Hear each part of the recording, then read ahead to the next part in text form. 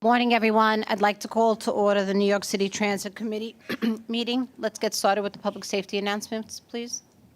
Your safety is of the foremost importance to the MTA. Therefore, we ask that you listen and adhere to the following instructions. If you witness an emergency, notify emergency personnel in the room and call 911 immediately. Please follow any audible instructions provided through the public address system or visually on screens in the event of an emergency. If an alarm sounds, wait for a public address announcement and follow instructions. If told to go to another floor or to evacuate the building, leave all unessential items behind and use stairwell A just across the main hallway or stairwell B down the hallway past the elevators. If you have a mobility disability or cannot self-evacuate, please proceed to stairwell D or E for assistance by MTA staff or emergency personnel. An automated external defibrillator, AED, for use by trained personnel is in the main hallway just past the elevators. If you need assistance during an evacuation, please tell an MTA staff member or emergency personnel. Thank you and have a safe day. Thank you. Let's now move on to our public speakers. Good morning, Chair and others. We have 13 people scheduled for public speaking this morning. Just as a reminder to our speakers, you have 2 minutes to give your remarks. Our first speaker this morning is Murray Bowden, followed by Michael Ring.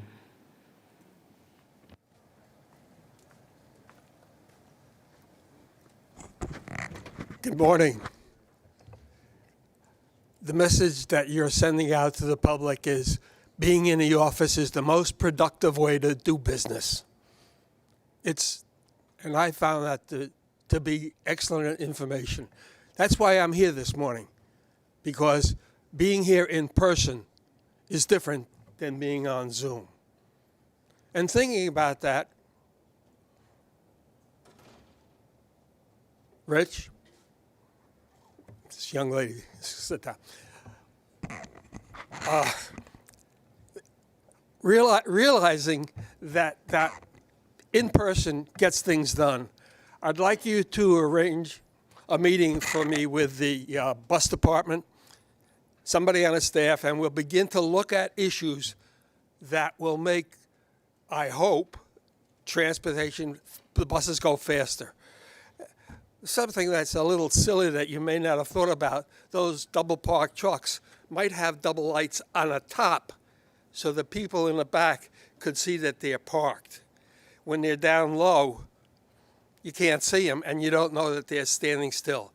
So little things like that that haven't been thought of. Probably most of the things I have to suggest are not applicable. But if we hit one or two things, then we're getting progress. So if you will arrange in January, I know this is not a good time of the year, in January for meet with the bus staff, and we'll begin the process of trying to go forward. And I wish everyone an enjoyable holiday season. It's going to be a good year next year. Thank you. Thank you. Our next speaker is Michael Ring, followed by Jack Connors. Hi, good morning. My name is Michael Ring. Short visual description for those who need it is that I'm wearing a green hoodie and a green hat that says Disabled in Action. That's the organization I'm representing today. I'm just a plain old white guy. And I do that to normalize that so that people who might need it, who can't see or aren't able to see right now, would know what I look like. But I want to talk about some things that you can't see about me. Well, you could see I have severe neuropathy that affects my hands and legs. My hands don't really work very well, and behind the podium, I'm wearing ankle-foot orthotics. I don't have great balance. I don't have much strength in my lower legs. And when I try to take the buses and the subways as much as I can, and there's these seats in front that have a sign that's a very nice sign. It says, "Please give this up to the disabled and the elderly." It doesn't really work. I take the bus to the gym in the morning, and it's full of middle school kids. I used to have middle school kids. Some of you people probably have kids that took buses. They're not evil people, but they're sitting down with their phones and they're not realizing that someone needs to sit down. because the culture of New York is plop yourself down in a seat and play your games or read your book, do whatever. But last month I was in Washington, D.C., and they have a different sign on their seats. It says priority seating. Federal law requires that these seats be available to passengers with disability and the elderly. It's quite a different message. And I noticed that these seats were empty when people were sitting in the other seats. If we could adjust our signage and give out the message where you don't park in a handicapped parking spot until someone shows up and needs it. You got to leave these seats empty so people who need them could sit down. Because I don't look like a guy who needs a seat. I look like a guy who runs marathons until I can't hold on to the pole on the bus. So this is a cheap thing. I'm not asking you guys to spend another $1 billion on something beautiful. Thank you for your comment. Thank you. Our next speaker is Jack Connors, followed by Jean Ryan. Good morning and happy holidays. I'm Jack Connors, Research and Communications Associate at the Permanent Citizens Advisory Committee to the MTA, PCAC. The holiday season is upon us, and better buses are at the top of PCA's list this year. We were happy to find the Queens Bus redesign proposed final plan under our tree last week. This is the first comprehensive redesign of Queens Bus service for the most bus-dependent borough since the MTA's inception. From 8 new overnight routes to 27 rush routes connecting riders to rail hubs to long-sought express bus service from Southeast Queens to downtown Manhattan, there's a lot to be excited about. We're particularly happy about greater connectivity to other bus routes, the LIRR, which is more affordable now thanks to the 24/7 city ticket, and more options for traveling to the Bronx and between the Bronx and LaGuardia, which we've been advocating for years. Some 800,000 daily riders are counting on the MTA to get this right, particularly as we approach implementation of congestion pricing, which will get more New Yorkers out of their cars and onto buses. That's why we need the public to weigh in on the redesigns on the MTA's website and at public meetings, and especially why we need the city to step up and do better by New York's bus riders. ACE enforcement will pack an even greater punch than ABLE by issuing tickets to double-parked vehicles in addition to those in the bus lane. But ultimately, it's NYCT DOT that controls New York City streets, and the city that must live up to its street plan requirements. Therefore, as we anticipate a spring launch of congestion pricing, we implore the city to hastily implement the mandated 150 miles of new bus lanes by the end of 2025 and call upon the NYPD to step up enforcement of our traffic laws.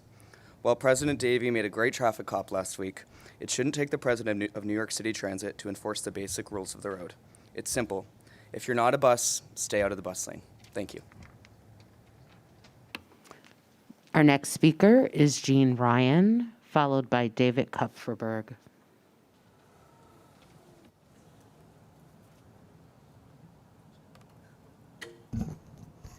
Hi, I'm Jean Ryan, President of Disabled in Action of Metropolitan New York, DIA for short. 4 working elevators are typically needed to successfully complete a one-way trip with no transfers. If 1 or more elevators are out of service and 30 typically are out each day, then how are we going to get where we are going? Our elevator maintenance case has been going on since 2017, and we want all the elevators to be maintained and the case to be settled. Thank you. Our next speaker is David Kupferberg, followed by Cameron Best. Good morning. I realized on the minutes of November's NYCT MTA Bus Committee meeting omitted the people who commented remotely. Now, onto my speech. My name is David Kupferberg, Vice President of Bus Advocacy, Passengers United, a Section 501c3 nonprofit transit advocacy group. Yes, the LIRR, MNR, subway, and express bus services may be able to handle the influx of riders if congestion pricing goes online. But what about local bus service? This the MTA refuses to answer. I read the Queens Bus Network redesign proposed final plan. I say don't throw away the new draft plan yet. In fact, I think that the new draft plan was relatively better, especially for Queens. The goals of the proposed final plan should have been to close service gaps, expand service to transit deserts, and do both without negatively impacting the dense core network. According to the MTA press release for the QBNR proposed final plan dated December 12th, 2023, quote, 83% of riders will continue to use the same stop, unquote. That means that 17% of the population of Queens, or 386,000 people, would be screwed. This certainly won't help the MTA in a Title VI case. After the press conference conducted the same day, there was a technical briefing. The media, the PCAC, and 2 members from Rise Alliance were allowed to attend, but Passengers United was not invited. Shame on you, MTA. We demand an apology and to be invited to all future BNR technical briefings. If Passengers United cannot attend them, neither should Riders Alliance. And another thing, I know that the MTA gave advance copies of the QBNR proposed final plan to Riders Alliance and some elected officials. Transparency at the MTA? Don't you believe it?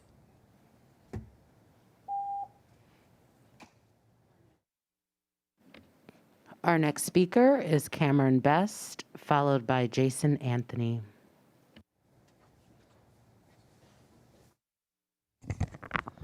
Hi. I was on the Q70 bus Tuesday before Thanksgiving. I know that's a big travel weekend, but I've never seen such a packed bus. I don't think you could have forced anyone else on it, especially on a high travel weekend. It's extremely important that Q70 is running as smoothly as possible. Also think the wayfinding on that route could be greatly improved. Lots of people didn't know what stop they should get off to transfer to the subway or the LIRR. I got off at Woodside for transferring to the LIRR, and there was pretty much no wayfinding telling you, which direction to go to transfer. Also, I know you don't directly control this, but we need dedicated bus lanes on that route as soon as possible. It goes way too slowly. Thank you. Our next speaker is Jason Anthony, followed by Christopher Greif.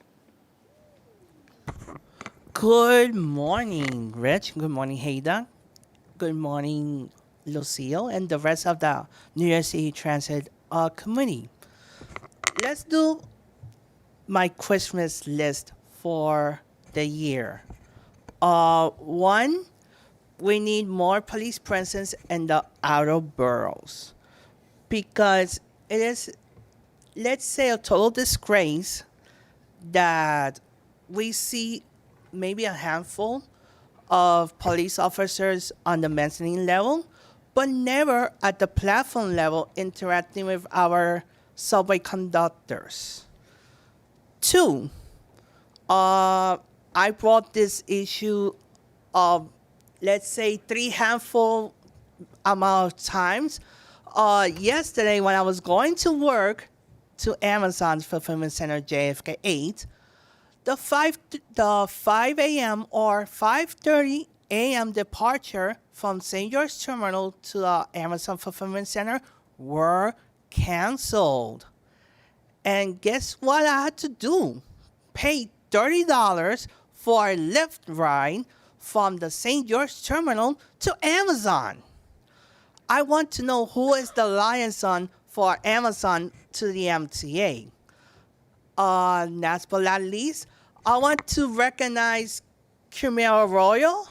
As you guys know, Q received an award, and his picture is published in a Dominican Republic newspaper this morning.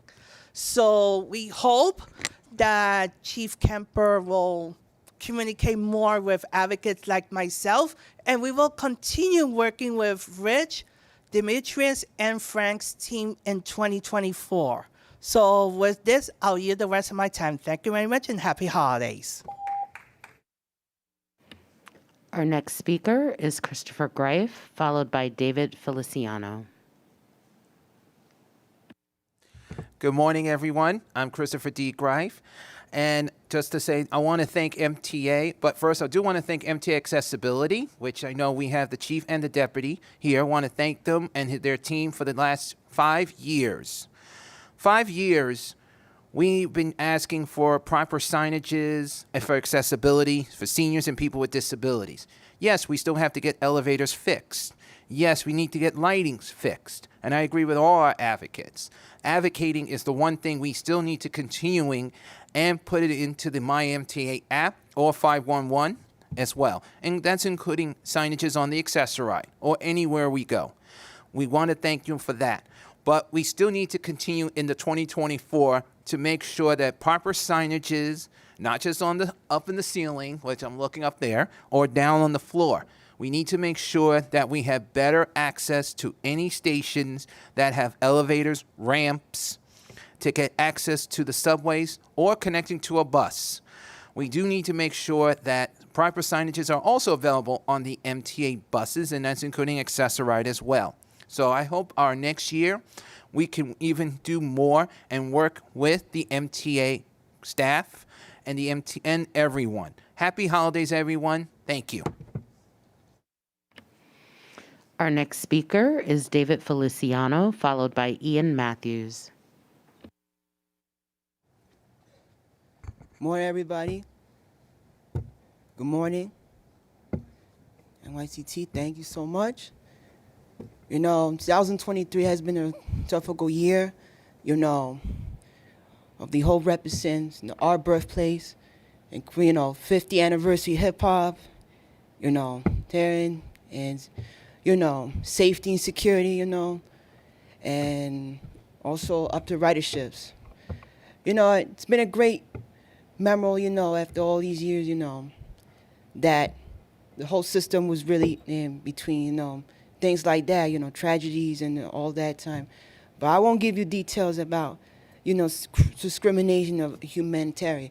But I would say this again, that growing up here, it's been presently, as like myself and entertainment and myself, the base we have, all these, growing up in public transportation is not easy, but it's really in general, get to know or where you're from, especially, come from around the world, like, Rome or my home country in Guayaquil, Ecuador, or Mexico, Puerto Rico, Dominican Republic, or Cuba. And basically, we know, as we close down this page, that I want to say thank you guys. I want to thank all of you guys been doing this such amazing and the entire life. But I won't say prohibited things, but I would say I ended up this morning and I see 2 guys on the ground doing drugs in there. But I'll keep that for that. And one thing moment that I'll say will turn the page for 2024, our subway train system will be 120 years old. I'll tell you. Thank you for your That's it. comment. Merry Christmas. Feliz Navidad.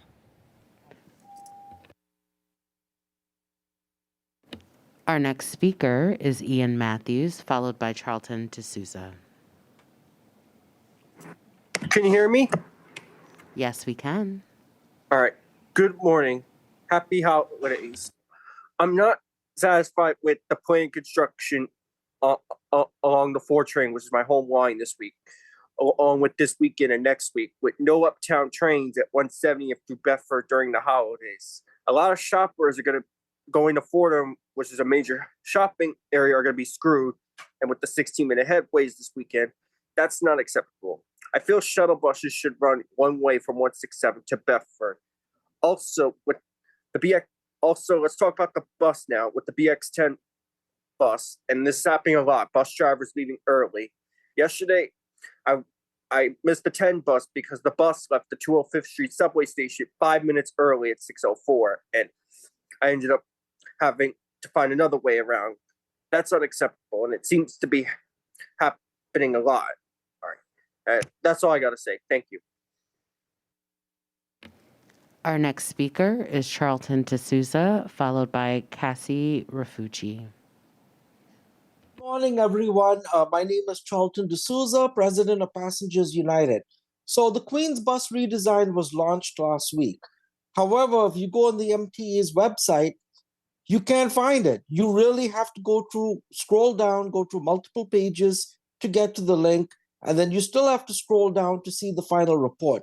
So can we please put the Queen's Bus redesign report somewhere on the first page or link to it so that people can get to it? And also we should put the Queen's Bus redesign report at the MTA bus time link. So when people are going to check for their bus, they can see the Queen's Bus redesign link and click on there. we have to make information available to people. So on Friday night, I was on a 6 train around 11:10 when we were stopped. We heard screams at 28th Street, and the cops came running through the trains. Unfortunately, they didn't have the keys to open the doors on the side, so they had to go through the conductor's cabin. What happened? An individual got stabbed to death upstairs. So thank God those cops were there when they were there. But again, the subway system is in crisis, not safe to be around. And this happened on a Friday night, busy time, guys. So, we need extra security in the subway. And this is why we need night owl bus service. Not everyone wants to ride the subways. And that would really help with all the construction going on. And talking about construction, when are we going to hear about Roosevelt Island? When is that track work going to be completed on the 63rd Street extension? We have to know about that.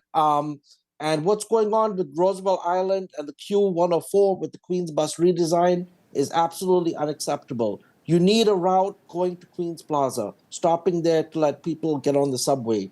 So thank you so much, everyone. Have a happy holidays and a Merry Christmas. And from all of us at Passengers United, thank you. Our next speaker is Cassie Rafucci, followed by Alita Dupree. Good morning, Commissioner Mahaltis, President Davey, and Transit and Bus Committee members. My name is Cassie Rafucci, and I'm a member of Passengers United. I would like to address a situation which took place yesterday. My friends were on their way home from the city after seeing the Back to the Future show. They had to wait 1 hour and 20 minutes for their Sim 1C bus to go back home to Staten Island going towards Ellentonville Transit Center. My friends were waiting for their bus on 5th Avenue and West 48th Street, but the traffic police directed them to pick the bus up at 5th Avenue and West 40th Street. I felt it was completely unacceptable for my friends to be standing outside for an hour and 20 minutes to wait for a Sim 1C bus to go back home to Staten Island. I understand there was the holiday open street took place last night, but I felt to me it was unacceptable for my friends to wait 1 hour and 20 minutes for their Sim 1C bus to go back home to Staten Island. Thank you very much. Have a wonderful, happy holidays and Happy New Year 2024 from Passengers United. Thank you. Our next speaker is Alita Dupree, followed by Monique Johnson. Thank you. Good morning, Chair Haida Mahalsis and committee members. Alita Dupree, for the record, she and her with Team Folds, representing Skirt Folds. As we go into the holiday season, actually my holiday just finished up, but still I'm enjoying the season and I wish you well in it. First of all, I'm looking forward to our reports about ridership. I think we're approaching 75%. This is good work. Want to continue working on that because I believe that we have a very strong business case for people to use the subway and the buses. And I actually enjoy using the subway. I've been doing it for 53 years. I'm very grateful that my elders in 1970 introduced me to the subway, and I wanted to have more of that.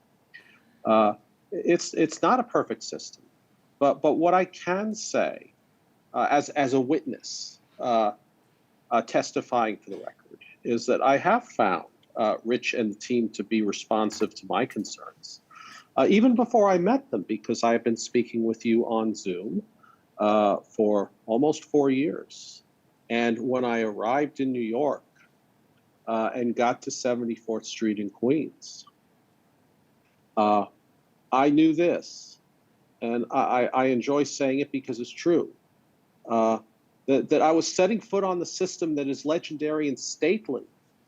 And as I took my trip, I was surrounded by an idea of being steeped in tradition and mindful of history. And I look forward to doing that again. And yes, I had a good elevator experience at 190th. And people I've helped to do Omni are very grateful for that. So I ask your continued work. But I thank you for those who have listened and they do continue to show me the welcome. Thank you very much. Our next speaker is Monique Johnson.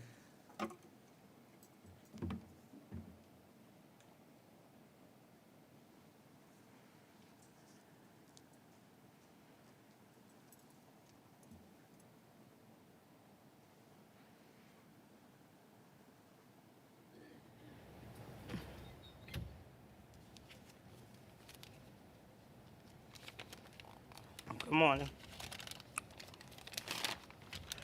Access ride. I'm talking about access ride. I take access ride, and the brokers that they send us, they're breaking our equipment. Without this equipment right here, I can't walk.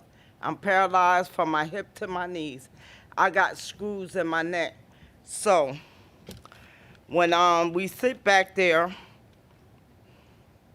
it's hard to get our equipment retraced. The man almost couldn't even open up my chair because he slammed another chair like mine in the back. If he do that, I can't walk, I can't move, I can't go nowhere without it. Everything I want to talk about, this lawsuit. Settle it. Look how long we've been coming here. We're going to keep coming back and we're going to keep fighting. You'll try to move us today with the police, which is wrong. We've been out there. We never have no arguments. We do whatever y'all ask us. And now to let us not be able to protest in the front? Sad. Another thing, community. Communication, unity, and community. Without that, I keep telling y'all, we have nothing. All of us want to try to rise over each other instead of us coming together and try to find a solution for the plan that you want to work, right? You can't do it without us. We what makes the world go around. We the ones who take the MTA, the accessorize. We're here. What are you saying to your employees? Without union, they would have nothing to fall back on if they was on the other side of the table. So settle this lawsuit and get these brokers to stop breaking our equipment. The only thing that we have to, for us to be mobilized to be able to move. Chair, that concludes public comment. Thank you to all our public speakers. Unfortunately, we don't have quorum, so we can't approve the motion. We can't approve the minutes, but we'll do it on Wednesday. So we move on. Rich, any changes to the work plan? Not this month, but we have included a proposed 2024 work plan in the materials for board approval next month in January. Great. Okay. You want to start off with the president's Yeah, report? thank you. And thanks again to all of our public speakers. Just want to take us back a little bit and to look at 2023 and the tremendous work that the team at the table, we're going to recognize a few folks in the audience as we are now starting to do a transit as well, and the 47,000 men and women in New York City Transit. But reminding the committee and our customers, folks, what our core priorities that we identified a little over a year ago: faster service, cleaner stations and vehicles, a safer environment. Appreciate the chief being here again. He'll speak a little later about some of the progress we've made together with NYPD Transit. Better weekend service, enhanced communications, recognizing and valuing our employees, something I think we have worked hard on but continue to need to do more work on, and securing our financial stability, obviously thanks to this committee and the board and all the work that the governor and the legislature delivered. Our future is bright when it comes to finances. So what did we say? What did we say about a year ago around faster service? Well, we said a few things. We were going to hire more frontline employees. We were going to improve the quality of our data. We were going to expand ABLE, scale up predictive maintenance, roll out eHeal Phase 2, and continue to rely on our speed unit. And across the board, we were able to accomplish all of those. I want to call out HR in particular, who I think Lizette's on the phone but not here in the room, and her team for helping us what I think was probably record hiring this year. That's the good news. The bad news is we expect even higher hiring to the extent for 2024. So we'll be working closely, particularly around bus operators, train operators, and conductors, where we'll see a wave of retirements and the need to support our capital plan. So a lot of work left there. OTP for subways is the highest it's been in over a decade at 83%. And Frank and the team at buses identified the 29 worst performing lines for buses. I'm proud to say that on 75% of those, because of their work, we saw an increase in customer satisfaction by an average of 8%, so much so that 10 of those routes have graduated from the worst. But the point of the process is then to find the next several. So we'll be adding another 14 routes in 2024, more to come to the committee and the public on those. Let me go to cleaner in stations and vehicles. Something that we've been very much focused on, as you all know as well, making sure that our vehicles and our environment are welcoming for our customers. As you know, we completed 60 station renovations over the last little over a year. 52 will be completed in 2023, and the subways team and the stations team are already coming up with our list for 2024. So I encourage folks here at the dais and those watching in the public, if there is a station we should address, get us that list because we're going to hit another 50 plus in 2024. You know, we don't hear it much anymore, but last year station bathrooms was a big issue. And again, kudos to the stations team. 110 bathrooms in 55 stations have reopened. We have a few more left in Q1 and Q2 of next year that required, let's just say, more than TLC. We want to make sure our customers can use those. We reinstated our specialty clean teams, mobile wash, our HIT teams, which had really ceased or certainly shrunk as a result of COVID. We've brought those teams back. Enhancing our routine cleaning, both in subways and on trains, but also on buses as well. Frank and team have rolled out, and we focused on employee facilities. We've touched over 150 rooms or facilities in 26 bus depots and over 100 for our employees. I often say that where we ask our employees to work is either a sign of respect or disrespect. And so focusing in on those employee facilities has been a huge focus. On the safer environment, and, you know, Chief will speak to more of this, but we've worked incredibly closely with Chief Kemper and his team to continue to create a safe atmosphere. Crime is down. I'll let him to get into the statistics year over year. But one announcement that Governor Hochul, and provided us with the resources, by the way, which was to deploy cameras in subway cars for the first time ever. As you can see, we've installed over 1,200 camera kits. We are well on our way to achieving cameras on every subway car by the end of next year. That is our commitment, and that was our commitment to the governor when she provided us with the resources. Obviously, all R211s have cameras. And I think the chief would say we actually, you know, helped provide some key evidence in a crime that occurred on a train just a couple weeks ago with video evidence, pretty compelling. And I know we look forward to continuing to use the video to root out these perpetrators in our system. We've expanded the security guard program. We're brightening up stations. Tactile warnings, I know Q will give a report too, where we've worked closely with accessibility across New York City Transit.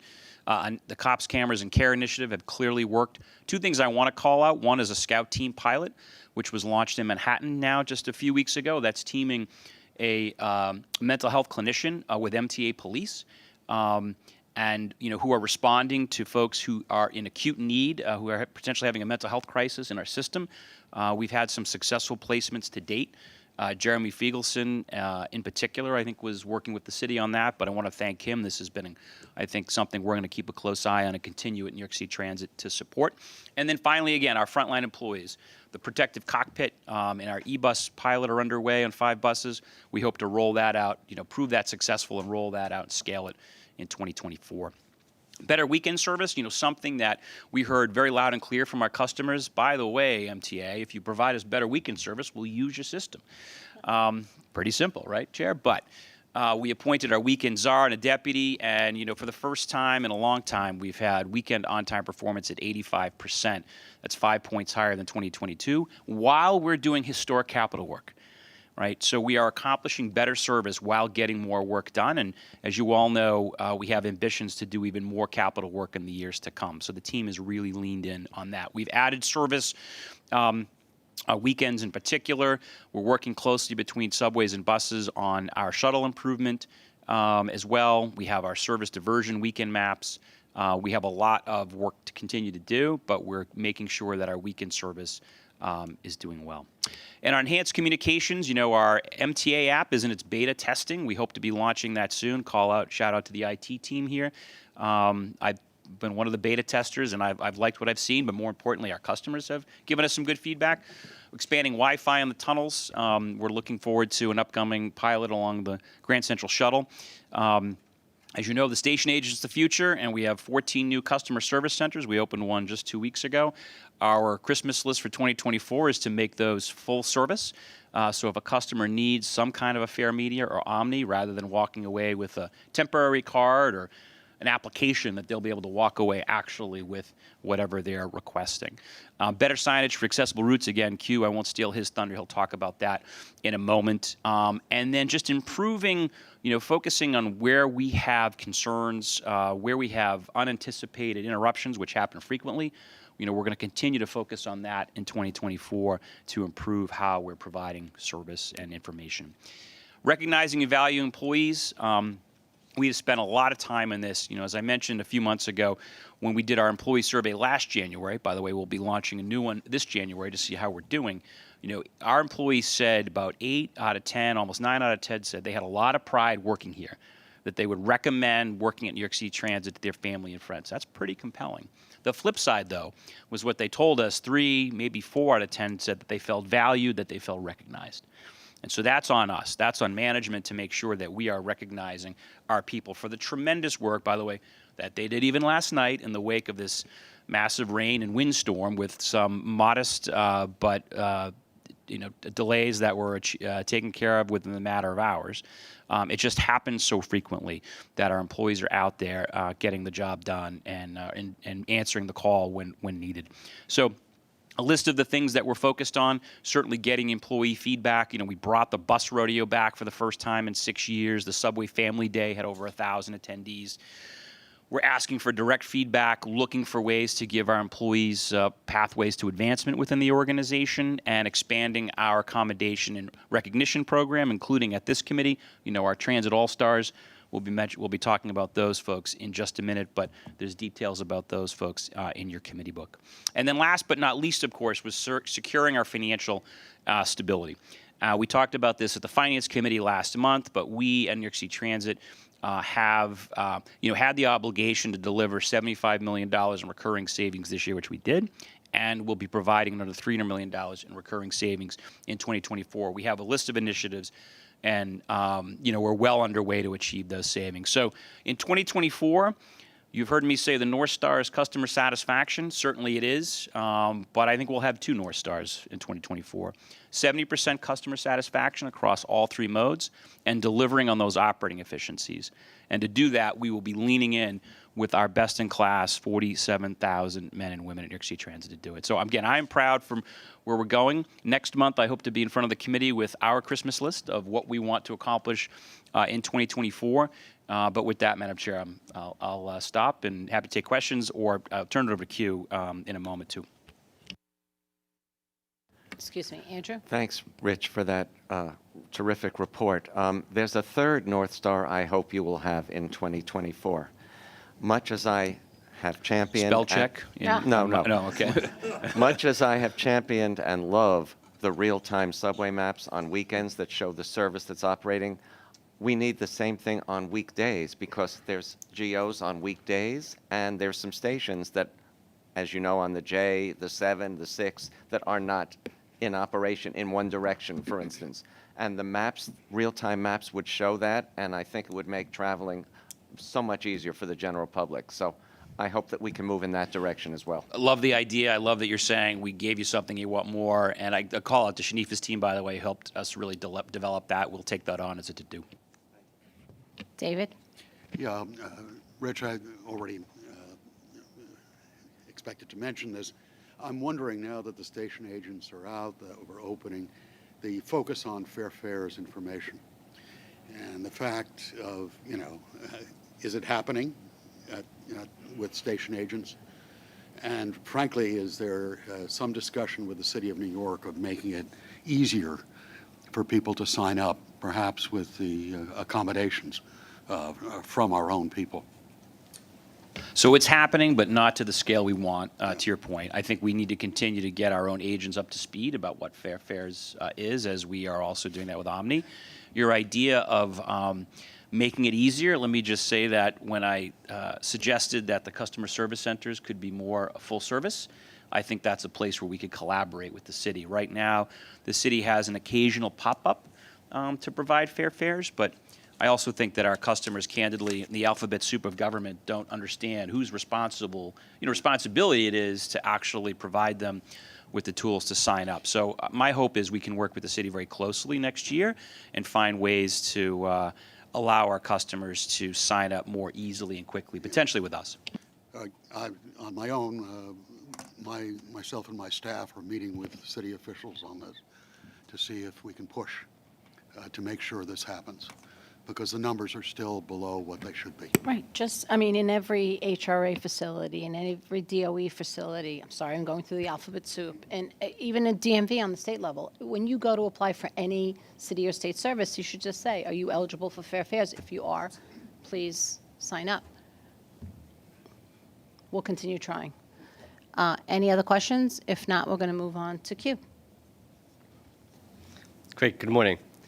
2023 was a historic year for transit accessibility as we doubled down on our commitment for accessibility as a universal idea that goes well beyond just subways and elevators and ramps, though we did open 8 newly accessible stations this year. I am particularly excited about the new ways we are using technology to make our customers' journey easier. In July, we expanded the rollout of Navalent's Wayfinding, language translations, and service information app, now available at the 72nd Street, 123 lines, and 66th Street on the 1 train, and on the M66 bus route. We'll be expanding to additional stations and bus routes in 2024, and we look forward to more and hearing from our customers about their experiences with the app. We're also leveraging technology from Accessoride customers, doubling down on the number of trips booked using the new app, and an improved My AAR app rolled out earlier this year. We continue to roll out new and retrofitted buses with improved audio and visual digital information systems, which are on 3/4 of our local and SBS buses to help make stop and service information more universally accessible. We'll be building on our bus technology investment with the rollout of an automated camera enforcement in 2024, which will provide another critical tool to keep our bus stops clear so that our operators can actually get to the curb to deploy a ramp and get a customer in and out or out of the bus. This is a huge step forward for bus and bus stop accessibilities, building on our fully accessible bus fleet. We are also making it easier to take transit, whether you use a mobility device, travel with a child in a stroller, or have luggage on a bike. On buses in 2023, we saw the expansion of our open stroller pilot, which included more than 1,000 buses across 57 bus routes, and customer feedback continues to be overwhelmingly positive in this initiative. This year, we added large, high-contrast Floyd decals in the accessible boarding areas at 20 accessible subway stations in Midtown and on the west side of Manhattan, helping folks find the easiest spots to board leveled boarding on the platforms. In 24, thanks to partnership from State Senator Hoyman Segal and federal funding grants, we will be installing more of these boarding decals at additional stations throughout the system. And on the critical point of subway platform and safety, a huge shout out to the Infrastructure Capital Construction, or ICC team here in the Department of Subways for their work on tactile warning strips, which Rich mentioned earlier. In 2023 and 2022, ICC installed yellow decals warning strips on 52 platforms across 25 subway stations across Brooklyn, Manhattan, and Queens, and the Bronx. Between this accelerated project and our planned capital work, we're well on our way to having tactile warnings at every station. We know how important this is to our low vision and blind customers in particular, and we are committed to getting that work done. Finally, we're continuing to improve fare control with a keen eye towards balancing accessibility and fare evasion needs. As we announced earlier this month, an array of 8 new fare gates is now in service at Sutphin Archer on the JFK station, and additional gates in service or in construction at Atlantic Avenue Barclays, Astoria Boulevard, and Penn on the ACE stations. These gates are improving accessibility for customers with mobility devices, those traveling with strollers, bikes, luggage, through those gates. But we are encouraged by what we've seen so far. At Sutphin in particular, more than 10,000 customers are paying at the new accessible fare gate on an average day. And paid ridership rate at the station has continued to trend upward since the technology upgrade and the installation of these gates. These accessible gates are a big improvement for transit riders, and I'm excited to see whiteout gate programs set to expand further in 2024, including taller panels in this first quarter in 2024. I'd also like to, though not on the list here, give a shout out to the 25 replace elevators system-wide, and I know Dimitri is going to go more into details on that coming. It's really important for me to embrace the work that Capital Construction is doing to replace those assets. You know, it's great that we make stations accessible, that we install elevators where we didn't have any. But as you heard from Gene Ryan, it is critical that we maintain those assets and keep them functional. That includes replacing them when they reach their lifeline. And I know we all bear that burden when they go out, sometimes for too long, and we're working on to tighten that timeline. But you know, the work for state of good repair is critical for accessibility. So I want to give a shout out to Capital Construction, and of course I want to thank all of you board members for adopting congestion pricing. That is, if not maybe the biggest win for accessibility so far this year. That will allow us to continue on the path of increasing accessibility system-wide and providing us with the funds that we need to make our vision of a fully accessible system a reality. Thank you so much, Rich, your amazing team, Dee, Frank, Chris, the leadership at the MTA in Albany and Washington for being the wind behind our sails, not only allowing me and my team to reimagine a more accessible transit system, but delivering on that imagination, which starts, as we heard before, with our advocates, the people who ride our system every day. Thank you to our advocates for keeping us true to our word and keeping our feet on the fire. Thanks. Thank you, Q. Any questions for Q? If not, we move over to Demetrius.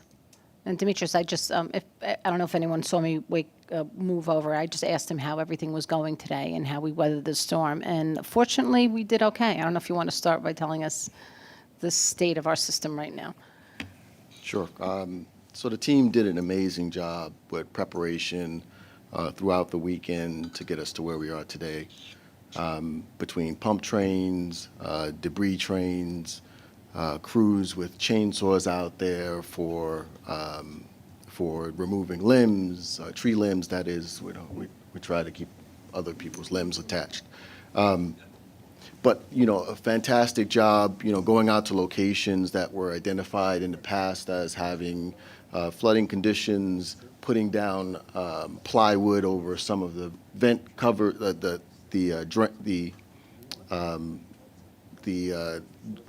drains themselves, certain stations going out there and pouring water in the drains that we had flooding conditions in the past as a precursor to our maintenance and inspection of those locations. Just a fantastic job all around from the team in preparation for these events. And thankfully we've had some minor service issues, but the team was on it. They responded to issues on the J train, on the N train, on the 7 train, and were there within minutes of the issue. So really amazing work by the team who literally worked throughout the weekend to plan for this storm that we got. So thank you for that. David has a question. Yeah, I'm interested, obviously, in the free bus program. I know we're going to have to submit a report on this. I'm interested in that report. We start to look at things like the demographics of who's using it, issues of would they be using other forms of transportation if the free bus was not available? And obviously, is it causing other problems in the system where people say, why isn't my bus free in adjoining areas? So I don't know the schedule for how we're coming to that. I know we're obligated to do a report to the legislature as I talked to Rich, in January, February. I'd like some additions that could also give us some flavor of what's happening and its impact on equity. So we will. We're about 3 months in, as you know, to the pilot. We've started to capture some of that data. We'll look to see if we can capture some more, as you suggested, David. I think the one thing I can tell you, 3 months in, not surprising, ridership is up on those routes, and relative against the increasing ridership we're seeing across the system, it's up as well. We haven't seen any wide-scale impacts to fare evasion per se as a result of that, but of course we do know that fare evasion is a major issue on bus as a general matter, which we're going to be addressing in 2024. Pilot ends right now after 6 months, so the end of March, and we're due to come back to this committee with an update either in January, February. We'll see if we have some data we can share with you as well, but appreciate that feedback. Thank you. If All right. not, we're going to move on with Demetrius. Thank you. Sure. Thank you, Haida. Rich, Q, I appreciate the Q up, the T up. So thank you all. Today, I'd like to share you some updates on what we have done to provide a safe and reliable elevator and escalator service, including some information about our availability, our outages, our maintenance, and additionally, how we communicate those.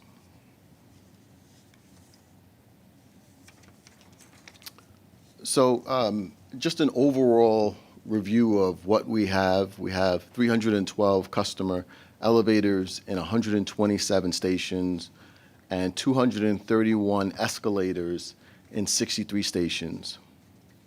Of those, the total amount, we also have 16 that are New York City Transit-owned machines for which we have a maintenance program in play with a third-party contractor, which I'll discuss a little bit more in the next slide, all of which are part of our ADA elevator package.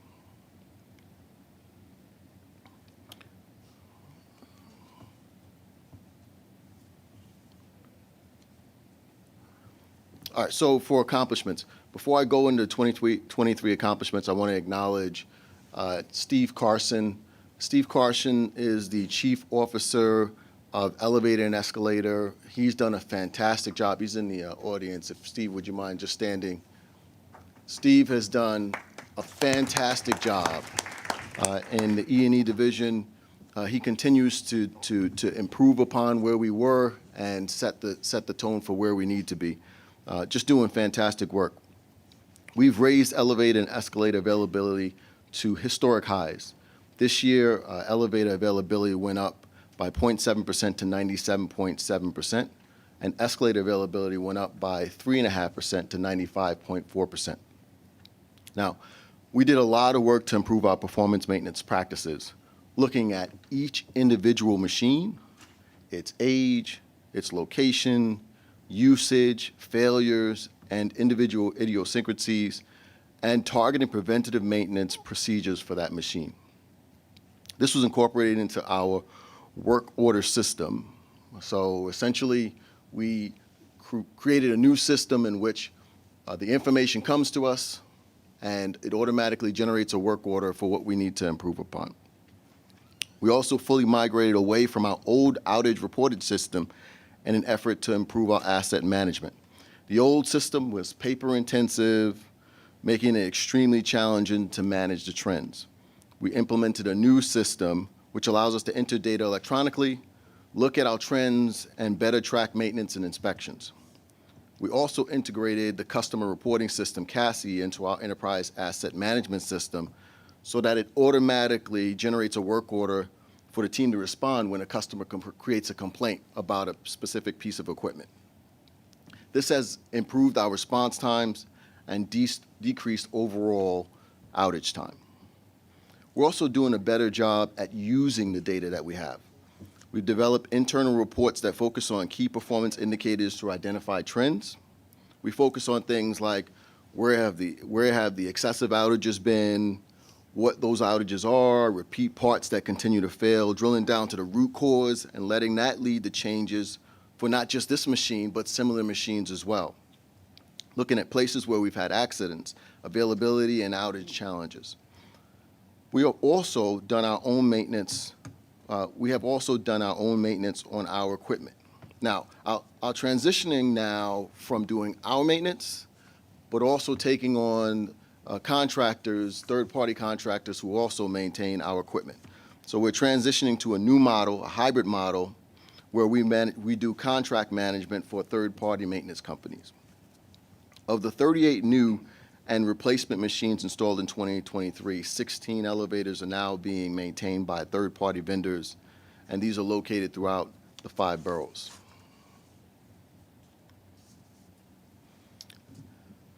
When you look at this graph, we can see off the bat, we see consistency in our elevator availability. Our overall availability is 96.3%. In blue, you can see New York City Transit owned maintenance elevators, maintained elevators, which average 97.7%. And also in gray, you can see the New York City Transit owned, but a contractor does the maintenance on it. We still assume that responsibility. That's at 98.8%. And in orange, it's lagging a little behind, is the privately owned and maintained, which averages around 88%. We are working with the third party with these particular privately owned machines so that they can report the issues that they have with the machines, maintain them, and the response is critical. But we've been communicating between C&D and our real estate group to improve the performance of these machines as well. When we look at the graph for escalators, we see also consistency in our availability. The overall availability is 94.3%. In blue, you'll see New York City Transit has been around 95.4%, and the privately owned are at 89.3%. Now, to understand what's behind the numbers, it's important to set the stage that not all outages are bad outages.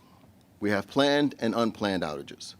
Our system is 24/7, which means that any maintenance or inspections that are done while we continue to operate our train service. There's no question, and it's undisputed, any large machines require maintenance and inspections to function properly. These machines are no different. For those who aren't familiar, planned outages can be cleaning, inspections, critical component repairs or replacement, non-safety maintenance repairs, or preventative maintenance. For planned outages, we provide proactive communication to our customers, which we'll dive into a little bit more later. But proper planned outages are the best way to prevent unplanned outages. Unplanned outages are costly, more disruptive, and that can include vandalism, power outages, equipment failure, entrapments, or other unforeseen circumstances.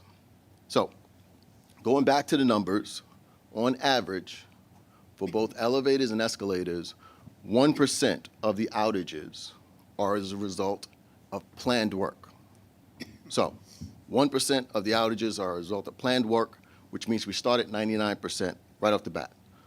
So now when you put that against the combined 98.25% for New York City Transit elevators and a 95.4% for escalators, the delta represents our room for improvement.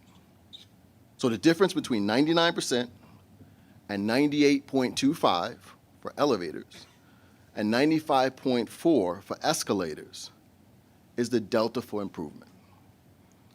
Now, we not only work to minimize these outages, but we also aim to resolve them as soon as possible. On average, a machine is placed back in service a total of less than 4 hours from when they were notified.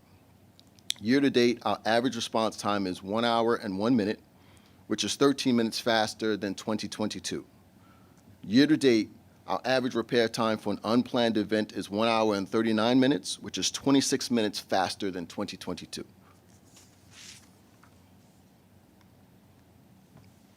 So far this year to date, 2023, our elevators have been unavailable just 2.3% of the time.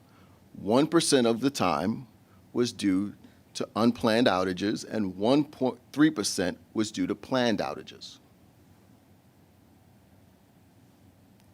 So, for escalators, so far the escalators have been unavailable 4.6% of the time.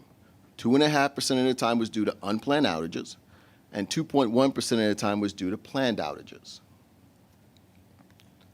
Now, we understand that if you're one of those individuals who unfortunately arrive at a station during that 2.3% of the time or 4.6% of the time that our elevators or escalators are not available, it can be frustrating and without question will affect your commute. That is why we encourage people to go to MTA app or to MTA Info to get the most up-to-date information about what's going on with our system. We inform our customers of alternate routes that they can take to avoid the inconvenience. And for long-term outages, we continue to make announcements both on trains and in our stations. Our station agents who are now out of the booth are also a great resource for information. In the years ahead, we expect to see even more capital work so we can provide safer and more reliable elevator and escalator service. Working with our colleagues at C&D, we anticipate 70 new machines to either be replaced or new for the year 2024. And as we enter the new year, we'll have more information regarding that. So there is always more work for us to do. However, as I said before, we have an amazing team, a stellar team that continues to challenge itself to always do better. This means being more responsive, thinking of creative solutions, meeting with advocates so that we can provide a feedback loop of things that we could be doing better, things that impact our customers, and also working with accessibility to see beyond what our vision is into these issues. And at this time, if you have any questions, I'm happy to answer them. Thank you, Demetrius. I have a question. You said that the privately maintained elevators, the 16, how do we pick which ones are privately maintained? So what we have new machines that were coming on, and as we took those new machines on, normally they would come underneath our current maintenance folks that would do the work. In this instance, we were able to work with the union to get in place contractors that would maintain these new machines, and they've been fantastic. It's really been a great working relationship. It did take us a little bit to adjust because we're used to maintaining, but now we have to manage the contracts and their deliverables on the contracts. And they maintain it for the life of the elevator, escalator? They maintain it, or is it a certain year? Or what do we do? I believe, I'm not sure on the exact year, but I know it is a contract that has a term, I want to say 6 to 10 years. I can't remember the exact, but I can get you. Are there, who reviews the contracts? We do internally, or? So in collaboration with C&D, Okay. our E&E team has been working lockstep with them to make sure that not only when they're doing the contracts themselves, but also when they're putting these machines in service, that we accept that they are where they need to be, and also have created some really great inspections that it wasn't like that when we first started taking these machines on, but these guys have put some amazing procedures in place going forward too. Great. Okay. Thank you. Any other questions for Demetrius? Okay. If not, we move on to Rich again. Great, thank you. I'll be brief, and then we'll kick it over to Chief Kemper. He's been patient. Thanks, Chief. So just at this moment, just wanted to acknowledge a few of our Transit All-Stars who are here today. There is in your book a more, let's say, lengthy description about how wonderful they are. I'm going to be a little more brief, mostly because they told me they'd be embarrassed if I was embarrass them exactly. So two folks I want to first recognize first is Steve Ghilardi and Ajay Singh. Where are you guys? Right there in the front row. So these two gentlemen, among other things, okay, work in our electronic maintenance division, but were the brainchild with the team coming up with our anti-backcocking initiative. So those are some of my favorite videos where our customers are attempting to, maneuver the turnstile such they don't have to pay, and to the surprise of some of our customers who see that they've actually, these two gentlemen, among other things, are doing an EMD, came up with that. So thank you very much. Congratulations for being two of our all-stars this month. Demetrius, how many? Don't tell Randy where. Just tell him how many we've done. It's certainly into the hundreds now, if not more. Bless you. Sure. So we've done 777 turnstile modifications of the 3,775. So roughly 20% are done already, and in 42 stations. Great. So again, thanks to those 42. two guys and their team. So thank And you, we guys. prioritize the larger complexes to start. Next up, Manlung Lee and Rashid Johnson. Where are you both? Please stand up. From our paratransit team, what have they been doing, among other things?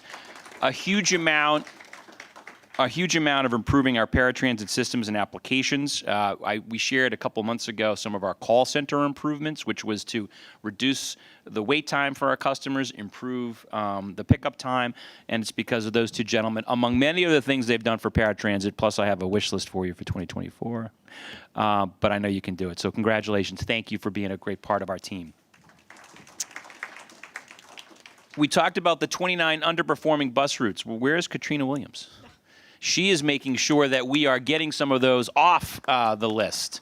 And so, it takes a lot of coordination to figure out not only the metrics we're measuring, but to get that information out to the field. She has been the person delivering for our bus customers. So thank you, Katrina, for everything you're doing. Appreciate you.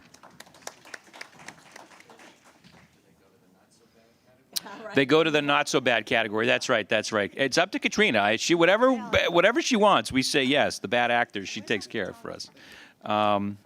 Samir from our bus team. Where are you, Samir? There he is. Yes. Now, Samir, among other things, is going to make sure that I don't have to go out and write tickets next year in our bus lanes, because among the many initiatives he's working on to improve our bus service, radios, but Able moving to ACE, we have a lot of technology. I mean, it's funny. Buses, I think back in the day we thought of as engines. They are now moving computers, and this gentleman and his team are the ones that are making it happen. So, Samir, thank you. Thank you for getting me out of the bus lane. Daniel Chen. Where's Daniel? Same. All right. So another of our all-stars coming from buses focused on technology, our automated passenger counters. Omni and eMirror are among a few of the projects he's been working on to deliver faster, safer service for our bus customers. So, Daniel, thank you for being part of the team. Awesome. Where's Mike, our go-to guy for buses in Queens? Right there. I mean, let me tell you, Queens itself, Queens Bus, if Queens Bus Riders was its own transit system, it would be like the 5th largest in America, right? So if you see this guy, he actually runs the 5th largest transit system in America, even though he's in our organization. So thank you for everything you're doing. And last but not least, Marva. Where's Marva? Marva, yes, who works in our in buses in our capital and budget. So the very bold $300 million goal that we have for next year to save across New York City Transit, she is one of several people looking for ways that we can reduce our expenses without impacting service and improving our customer satisfaction. So thank you very much for everything you do. Again, these folks are indicative of a multitude of individuals who I have the honor of working with every day. So congratulations. Thank you for being this month's Transit All-Stars. So on behalf of the New York City Transit Committee, thank you. And I enjoyed reading about your little personal stories in the book. So if anybody has a minute, just read it. But congratulations, and thank you for all the great work you do every single day.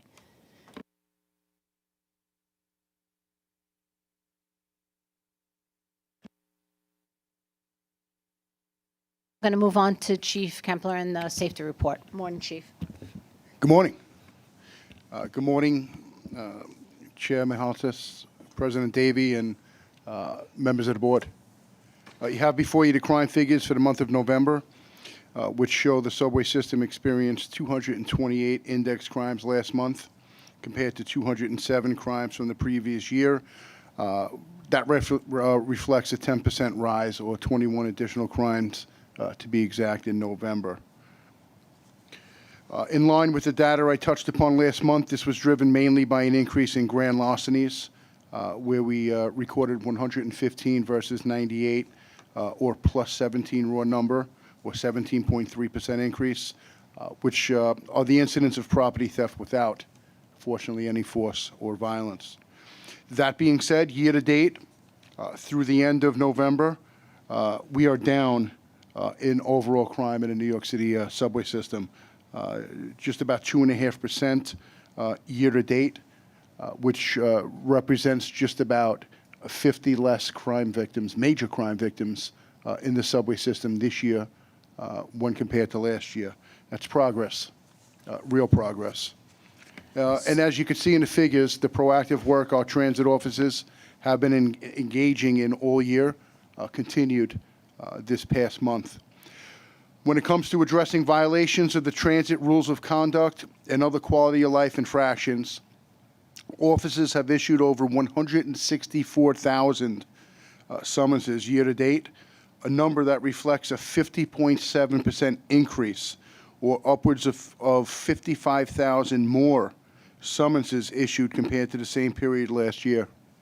These are the type of summonses issued to people committing acts of lawlessness that weigh heavily on our riders' minds. While minor corrective behavior like summonses is important, so too are criminal repercussions for when handcuffs are called for and arrests are necessary.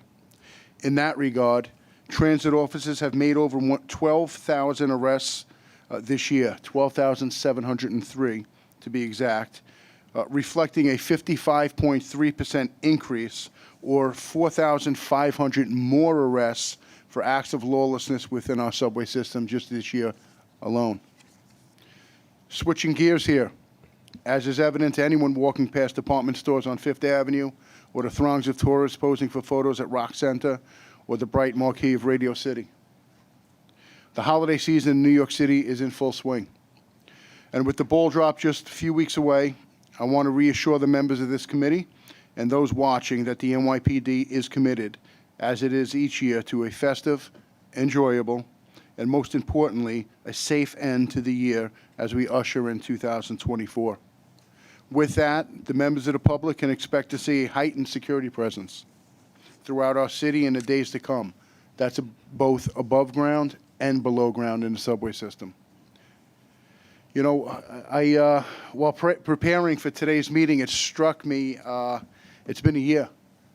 It's actually 364 days to be exact since I introduced myself to this committee as the NYPD's Chief of Transit. You know, just reflecting on this year, a few words that come to mind are eye-opening, challenging, extremely rewarding. And as I mentioned before, I touched on a year of progress, certainly when compared to 2022. Over the course of the past 12 months, I've come to know, respect, and work alongside many people that are in this room. I thank you all, especially President Davey, Chair Mahalsis, and I saw Pat Warren. To the entire board, to everyone, thank you for your continued partnership in the mission of bringing our riders to their destinations quickly and safely. With that, I wish everyone a happy and healthy holiday season. To those that celebrated Hanukkah, Happy Hanukkah, Merry Christmas, and cheers to a happy and safe New Year. With that, I'll take questions. So thank you, Chief. I actually said to myself, oh my God, it's been a year since. It's been 13 months, but Who's counting? But tomorrow would be the first time I You came to a introduced committee, myself. wow, okay. And I actually, one word was progress and improvement. So we thank you very, very much. And we thank the hardworking men and women of the entire NYPD, but especially the transit division. So thank you. Thank you. I just have one question. Yes, we should. You started off your report by saying, I guess, grand larcenies are up. So is it pickpocketing that's happening? Is that what's going on? That's a great question, and it's a mix. So let me say this: 50%, literally 50% of all crime, major crime that occurs in the subway system is grand larceny. So when you look at that grand larceny, as I mentioned, grand larceny is it's basically to make it as easy as I can, it's the theft or the stealing of property without force or the threat of force. If there was force or the threat of force, it would be a robbery. So what we're seeing and experiencing this year is a mix between exactly what you said, pickpockets, passengers leaving property unattended. I urge anyone, be aware of your surroundings, protect your property, hold on to it. I do realize and recognize that people are tired. They work very hard, but if you can stay awake as you're traveling on a train, that would be a good thing. We see far too often people falling asleep, waking up, and their bags and property are missing. So just to answer your question, it's really a mix of pickpockets, unattended property, we call it, and I hope I answered your question. Our arrests are up dramatically Right, which is a good thing. in those areas, yeah. Great. All right, thank you. Any questions, any other questions for the chief? Okay, if not, thank you, chief. Looking forward to a good 2024 and working with you again. Thank you very much. Enjoy your Christmas and happy and healthy New Year. Okay, we're going to move on to procurements. Lou, since we can't vote, we're just going to listen to your report and then we'll take it up again on Wednesday. Okay, But great. please update us on what's going on. And I won't ask you for anything at the end. The New York City Transit procurement package includes one action this month. This item is an award of a purchase contract to New Flyer of America for the procurement of 224 low-floor, 60-foot diesel buses with an option for 21 buses, as well as related items such as spare parts, special tools, and equipment, and training. The total amount is $291.7 million. The contract also includes an additional option for up to 425 low-floor 60-foot buses. The buses under this contract will replace aging buses operating out of New York City Transit depots located in Brooklyn, Queens, Manhattan, and the Bronx that have reached the end of their 12-year useful life. The solicitation was publicly advertised and 7 bus manufacturers were directly contacted. 2 proposals were received. 1 withdrew from the procurement prior to submitting its best and final offer. New Flyer will build 4 pilot buses to expedite delivery of the production buses. The delivery of the production buses is scheduled to begin in August 2025 and to be completed in November 2027. If exercised, the delivery of the 21 option buses will be completed in February 2028. The contract includes a provision for New York State content, for which New Flyer has committed to achieve 17.3%. And this is where I would normally ask for. Okay. So I have, Dave, after I have a question. So what's a low floor bus? And how do we come with the option of 21 by 2028? How do we come up with those So numbers? a low-floor bus, Frank, is the configuration. Yeah, basically, exactly what it is. It's a lower floor bus, so it helps us accommodate an actual wheelchair ramp rather than a lift, which Oh, is much okay, more so it's reliable. what okay, so Yes, now I see. it's- All right, it's a regular bus. All Yep, right. regular bus. Okay. Regular local bus. Look, got it, okay, thank you. And how did we come up, yes, Andrew, and then, how did we come up with the option of 21 or 45? Like, how did we achieve those? The original quantity based on funding was 224 and 21. The funding that was available was only for the 224. So we separated the 21 as an option. We go and we have an option to purchase another 425 if we Yes. come up with the money? Is that Yes, what exact- happens? exactly, Okay. exactly. And what is needed to purchase the 425? It would be capital funding available, and the goal would be to have continuous production if we could. Right, so is it double the 291 or no? It depends upon the price at the time. at The that price for time. the option is held firm for a year. Okay. And then after that year, it's subject to escalation based on a specific PPI for buses. All right, so we're doing our best to purchase as much as we can with whatever capital funding we have, and hopefully we can come up with more capital funding and purchase more as the buses move out of their lifespan. Absolutely. Okay, got it, okay. David, and then Andrew. Thank you, Lou. You know, I know we're moving towards an all-electric fleet, but I'm wondering how this all fits against that. But what are the sort of pollution? Are these buses at least somewhat more efficient and better at pollution, They or are- reducing pollution? They are of the latest EPA requirements from the standpoint of emissions for this type of bus. Yes, they're the latest, what they call model year emissions. So actually, these buses, these diesel buses here, are much more efficient than the outgoing buses, the 12-year plus buses that we are replacing. Yes. Andrew, did that answer your question? Great, okay, good. All right, Lou. Yes, got it, okay. All right, well, thank you, Lou, for the details, and I guess we'll vote on this on Wednesday. And I can't even entertain a motion to adjourn because we don't have a quorum, so thank you, folks. Okay, the meeting's adjourned, thank you.